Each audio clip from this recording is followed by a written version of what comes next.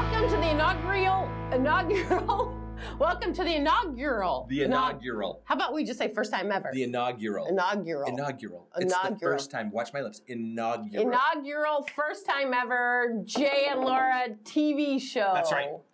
We are here. We're Jay and Laura Laffoon, and we're going to be here every week with a television show that helps you celebrate your life, your marriage, and your family. It's going to be on demand. You can watch it whenever you want during the week, but we are dedicated to helping marriages thrive. And what we're going to do, we're talking about marriage in the news. We're going to answer some of your questions. We're going to help you connect as a couple better. So let's dive right in. What do you say, inaugural girl? I know, I'm still trying to say inaugural. Was that it? That was inaugural. There we go. Anyway, marriage in the news. From the Washington Times this week, it is the third annual National Marriage Week USA. It began Tuesday, February 7th, and goes through what? Valentine's Day. So we're in the middle of National Marriage Week. And I hope you've got Valentine's Day plans, at least something this week special for you and that one you love, because it's important to celebrate this thing called marriage. It's important to celebrate the love, and that's what National Marriage Week is all about. But part of this article in the Washington Times makes this statement. U.S. marriage rates are low and dropping, while the average age of the first marriage for American men has risen to almost 29 years.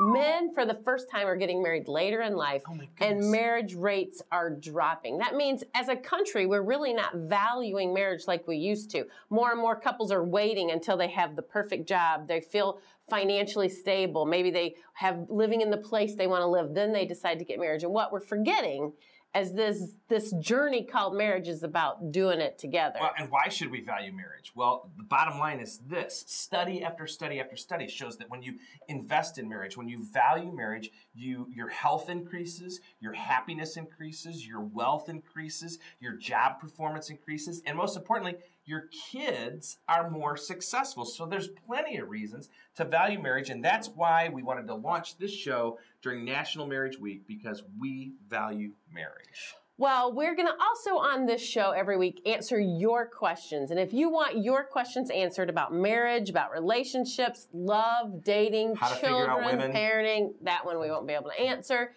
But any of those questions that you want answered, you can find us on Facebook.com/Jay and Laura Laffoon. You can put that question on Facebook. We might use it on the TV show, but we will answer it on Facebook. So join the conversation. Find us on Facebook. But here we go. Let's move on to the question of this week, taken from Facebook. This is my second marriage. How do I share my grown children with my husband, and how do I become a part of his children's life? Now, before I attempt to answer this question, I want to say this. We're going to ask the question. We're going to give you what we think. We may not always be able to answer it, but you know what? We are going to give you the truth. Some questions will be cut and dry, like, can we make pornography a part of our marriage? No. I mean, that's a simple answer.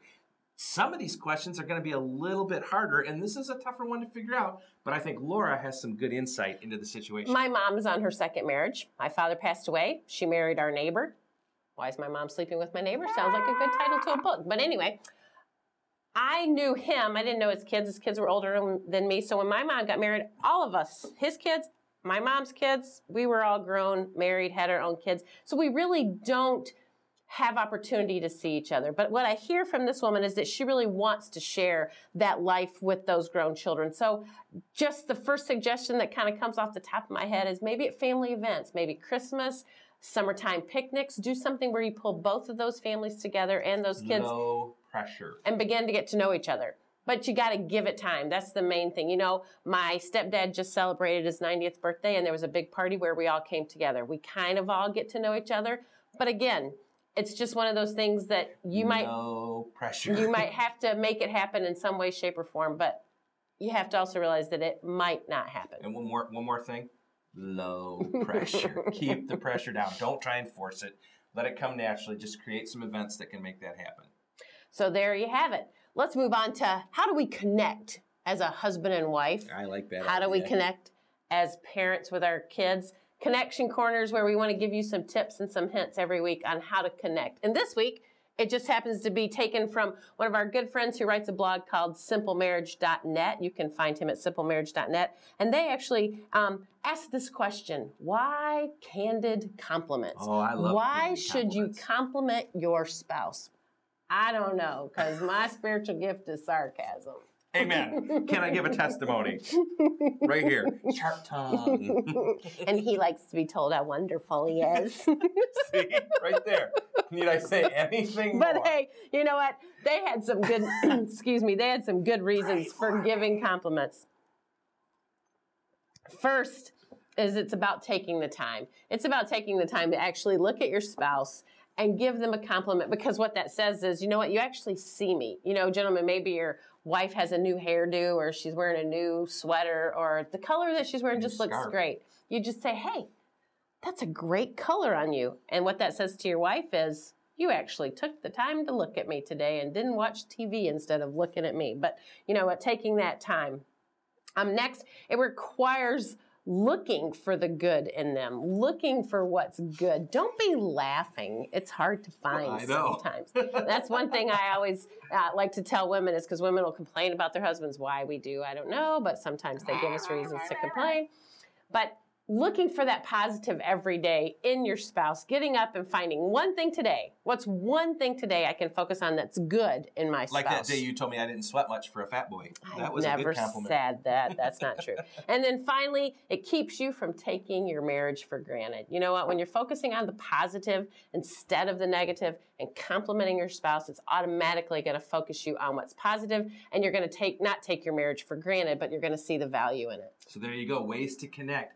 Compliment each other each and every day. Try every day to come up with something new or different that you can compliment your spouse. Well, we're going to wrap up today with a little segment we call Real Life with Jay and Laura. It can only happen to us. We share this because our life is just as real as yours. This weekend we had a couple of our ultimate date night shows, one in Wheeling, West Virginia, and then one here in Michigan. And before the weekend, Laura caught a cold.